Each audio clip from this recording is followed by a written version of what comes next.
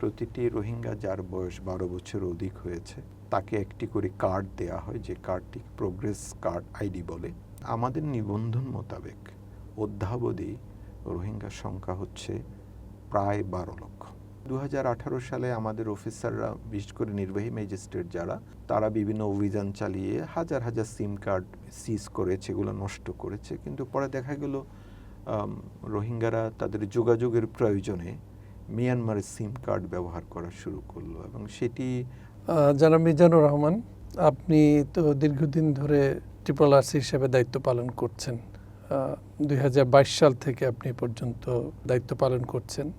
এর আগেও 2017 সাল থেকে 20 সাল পর্যন্ত আপনি দায়িত্ব পালন করেছেন। অর্থাৎ আপনি 3টি সরকারের শাসনামল অথবা রোহিঙ্গা ব্যবস্থাপনার সাথে জড়িত ছিলেন। তো এখানে আপনি কি মৌলিক কোনো পার্থক্য দেখতে পাচ্ছেন কিনা?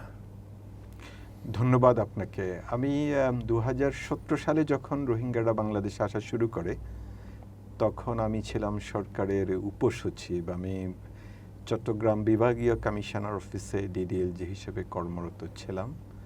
তখন সারা দেশ থেকে সরকার আমার পর্যায়ের কর্মকর্তাদেরকে কক্সবাজারে পাঠিয়ে দেন, এবং সেই সময় যে রোহিঙ্গা স্রোত নেমেছিল সেটি ম্যানেজ করার জন্য ওইখানে যে অফিসটি মূলত রোহিঙ্গাদেরকে দেখভাল করার দায়িত্বে রয়েছে, শরণার্থী ত্রাণ ও প্রত্যাবাসন কমিশনার অফিস, আর রয়েছে জেলা প্রশাসকের কার্যালয় কক্সবাজার, এই দুটোর অধীনে পাঠানো হয়। তো আমি যখন ওখানে যাই, আমি আসলে কিছুই জানতাম না এই বিষয়ে, কিন্তু আমাকে দায়িত্ব দেওয়া হয় UN এজেন্সিগুলো তারা রোহিঙ্গাদেরকে বিভিন্ন রকম শেল্টার নির্মাণের জন্য চেষ্টা করছে, স্যানিটেশন সাপোর্ট দেওয়ার চেষ্টা করছে।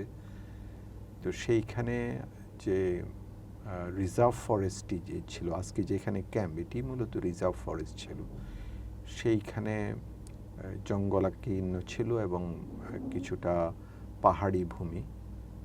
তো সেইখানে UN সাইট ইঞ্জিনিয়ারদেরকে নিয়ে এলাকাটা দেখিয়ে দেয়া এবং কোথায় ঘর হবে, শেল্টার হবে, রাস্তা হবে, বিভিন্ন ফ্যাসিলিটিস হবে, এগুলো দিয়ে, এটি ছিল আমার দায়িত্ব। পরবর্তী সময় আমাকে 5-6 মাস ফিল্ডে কাজ করার পরে আমাকে যেটি শরণার্থী ত্রাণ ও প্রত্যাবাসন কমিশনারের কার্যালয়ে পোস্টিং দেওয়া হয় অতিরিক্ত কমিশনার হিসেবে। আমি সেইখানে 2020 সালে যখন কোভিড শুরু হয় সেই পর্যন্ত দায়িত্ব পালন করি।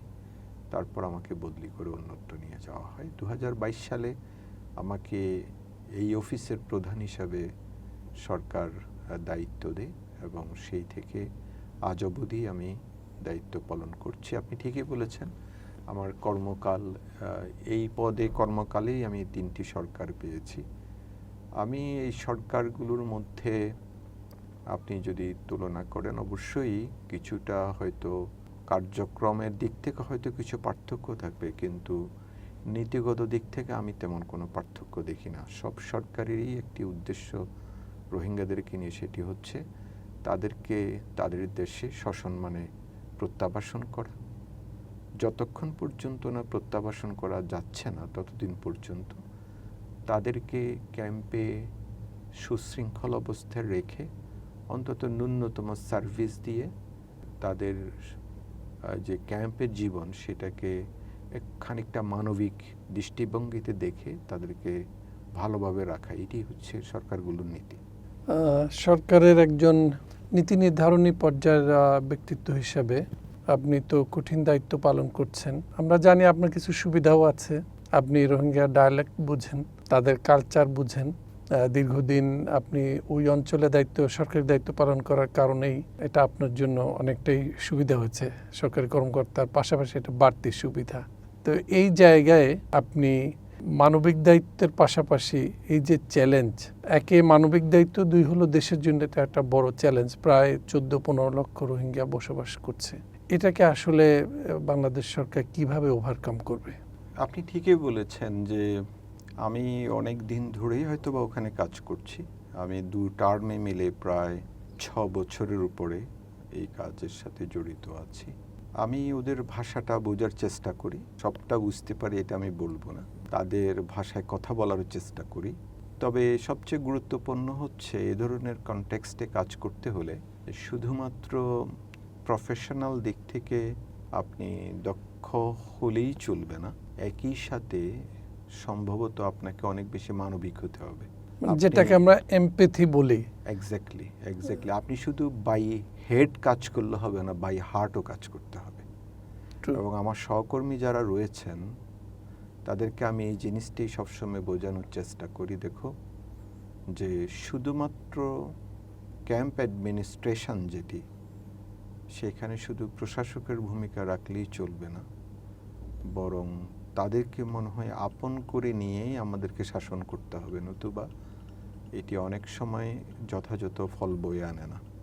তো সেই জন্যে সেই নিরিখে আমি চেষ্টা করেছি, এবং আমি একা নই, আমার অনেক সহকর্মী এই দিক থেকে খুব ভালো করেছে, এবং রোহিঙ্গাদের মধ্যে সরকারি কর্মকর্তাদের ব্যাপক গ্রহণযোগ্যতা আছে, এবং তারা কখনোই, তাদের ব্যাপারে অনেক বদনাম আছে, তারা ভালো কাজকর্ম করে না, তাদের অনেক রকম ত্রুটি বিচ্যুতি আছে, এইসব আছে, কিন্তু গুরুত্বপূর্ণ বিষয় হচ্ছে যে তারা সরকারি কর্মকর্তা বা সরকারি প্রশাসনের কোনো ব্যক্তির বিরুদ্ধে কখনোই যায় না। এটি হচ্ছে খুব গুরুত্বপূর্ণ। এটা তো একটা বড় সফলতাই বলতে হবে যে 14-15 লক্ষ মানুষ বসবাস করছে একটা বদ্ধ জীবন বলতে হবে। তো সেখানে যে অ্যাডমিনিস্ট্রেশন দেয়া, আপনাকে আমাদের স্টুডিওতে স্বাগতম। সেই সাথে সাথে আপনি যে এত একটি চ্যালেঞ্জিং দায়িত্ব পালন করছেন, সেজন্য আপনাকে বাড়তি অভিনন্দন। আমি আপনাকে একটু সংশোধন করি, রোহিঙ্গার সংখ্যা নিয়ে অনেক রকম কথা আছে, কেউ 14 লক্ষ বলে, কেউ 15 লক্ষ বলে, কেউ আরও বেশিও বলে। আমরা কিন্তু সুনির্দিষ্টভাবে ডাটা সংরক্ষণ করি রোহিঙ্গাদের, এবং এটি খুবই গুরুত্বপূর্ণ একটি আপনার তথ্য ভাণ্ডার। এটি বাংলাদেশ সরকার এবং জাতিসংঘের মধ্যে চুক্তি রয়েছে। বাংলাদেশ সরকারের পক্ষে পররাষ্ট্র মন্ত্রণালয় এবং জাতিসংঘের পক্ষে ইউএনএইচসিআর একটি এমওইউ স্বাক্ষর করে 2018 সালে, এবং এর মাধ্যমে ক্যাম্পগুলোতে কক্সবাজারের 7টি, ভাসানচরে 1টি, 8টি রেজিস্ট্রেশন সেন্টার রয়েছে। এই এক্সারসাইজটাকে আমরা জয়েন্ট ভেরিফিকেশন এক্সারসাইজ বলি। প্রতিটি রোহিঙ্গা যদি জন্মগ্রহণ করে শিশু, তাদেরও রেজিস্ট্রেশনের আওতায় আসতে হয়। প্রতিটি রোহিঙ্গা যার বয়স 12 বছর অধিক হয়েছে তাকে একটি করে কার্ড দেয়া হয়, যে কার্ডটি প্রোগ্রেস কার্ড আইডি বলে। এই আইডির মধ্যে আইরিশ এবং ফিঙ্গারপ্রিন্ট রয়েছে। প্রতিটি রোহিঙ্গা তার পরিবারের অধীনে, তার যে ফ্যামিলি ডেটাশিট, তার অধীনে কিন্তু নিবন্ধিত হয়। সুতরাং আমাদের নিবন্ধন মোতাবেক অদ্যাবধি রোহিঙ্গার সংখ্যা হচ্ছে প্রায় 12 লক্ষ। যেহেতু ডেটার প্রশ্ন বললেন, আমরা যেহেতু রোহিঙ্গা ক্যাম্পে কাজ করে আমরা বিভিন্ন সময় বিভিন্ন চ্যালেঞ্জ ফেস করেছি এই ডাটা প্রোটেকশন অ্যাক্ট, অন্যান্য রেফারেন্সের কারণে, যা আমরা দেখা যায় যে ইউএন এজেন্সি বা যারা এই ডেটা সংরক্ষণ করে তারা প্রপারলি এটাকে হ্যান্ডওভার করতে চায় না বা বিভিন্নভাবে। তো সেক্ষেত্রে RRC অফিসও এটা তাদের কাছে ডেটা ভান্ডারটা ছিল না। তা আপনার কথায় যতটুকু জানতে পারলাম যে এখন RRC হয়তো এই ডেটা ভান্ডারটা নিজে এটার সংরক্ষণ করছে। না, এটা প্রথম থেকেই এটা জয়েন্ট এক্সারসাইজ বাংলাদেশ সরকার এবং ইউএন, এবং প্রথম থেকেই RRC অফিস বাংলাদেশ সরকারের পক্ষে এবং ইউএনের পক্ষে ইউএনএইচসিআর এই ডেটাগুলো সংগ্রহ করছে, বাছাই করছে এবং সংরক্ষণ করছে। তবে হ্যাঁ, সংরক্ষণের ক্ষেত্রে মূলত ইউএনএইচসিআর তাদের সার্ভার, তাদের কেন্দ্রীয় যে আপনার ডেটা সংরক্ষণাগার, সেইখানে তারা সংরক্ষণ করে, এবং সরকারের ক্ষেত্রে আমরা আমাদের অফিস RRC অফিস যাকে বলা হয়, আমাদের অফিসের এক ধরনের আপনার রিড অনলি অ্যাক্সেস রয়েছে, লিমিটেড অ্যাক্সেস রয়েছে। সাম্প্রতিক সময়ে বিভিন্ন পারপাসে আমরা ইউএনের সাথে বসেছি যে এই ডেটাটা কিভাবে সরকারের কাছে নেওয়া যায়। বিশেষ করে সরকার আপনার গত প্রায় কয়েক বছর ধরেই চেষ্টা করছে যে রোহিঙ্গাদেরকে আপনার মোবাইল সিম কার্ড দেওয়ার জন্য তাদের নামে। রোহিঙ্গারা মোবাইল ব্যবহার করে, বাংলাদেশি মোবাইল, বিশেষ করে রবি এবং বাংলালিংক কিছু আছে, চট্টগ্রাম অঞ্চলে যেটা বেশি কিন্তু সমস্যা হচ্ছে সার্ভিস যেই ভালো। সিমগুলো তারা ব্যবহার করেন এগুলো তাদের নামে না, কারণ সিম তো নিতে হলে আপনার সিমের জন্য আপনাকে এনআইডি দিতে হবে। তো রোহিঙ্গাদের তো এনআইডি নেই, অথবা ফরেনার হলে তার পাসপোর্ট দিতে হবে, তো ওদের তো পাসপোর্টও নেই, এনআইডিও নেই, পাসপোর্টও নেই। তো তাহলে কিভাবে দেবে? যখন সিম কার্ড দেওয়ার ব্যাপারে, সিম কার্ড দেওয়া নিয়ে অনেক কথা আছে। 2018 সালে বলা হলো যে তারা অবৈধ সিম ব্যবহার করছে এবং এটা নিয়ে তারা এবং অপরাধও করছে, সুতরাং সিম কার্ডগুলো সিজ করা হোক। তো সেই ক্ষেত্রে 2018 সালে আমাদের অফিসাররা, বিশেষ করে নির্বাহী ম্যাজিস্ট্রেট যারা, তারা বিভিন্ন অভিযান চালিয়ে হাজার হাজার সিম কার্ড সিজ করেছে, এগুলো নষ্ট করেছে। কিন্তু পরে দেখা গেল রোহিঙ্গারা তাদের যোগাযোগের প্রয়োজনে মিয়ানমারের সিম কার্ড ব্যবহার করা শুরু করলো এবং সেটি আমাদের জন্য বরং আরও ক্ষতি হয়ে গেল। তখন সরকার অনেকটা রিল্যাক্স হয়ে গেল এবং ফাইনালি সরকার সিদ্ধান্ত নিল যে সিম কার্ড দেওয়া হবে তাদেরকে। এখন প্রশ্ন হচ্ছে সিম কার্ডটা কিসের ভিত্তিতে দেবে?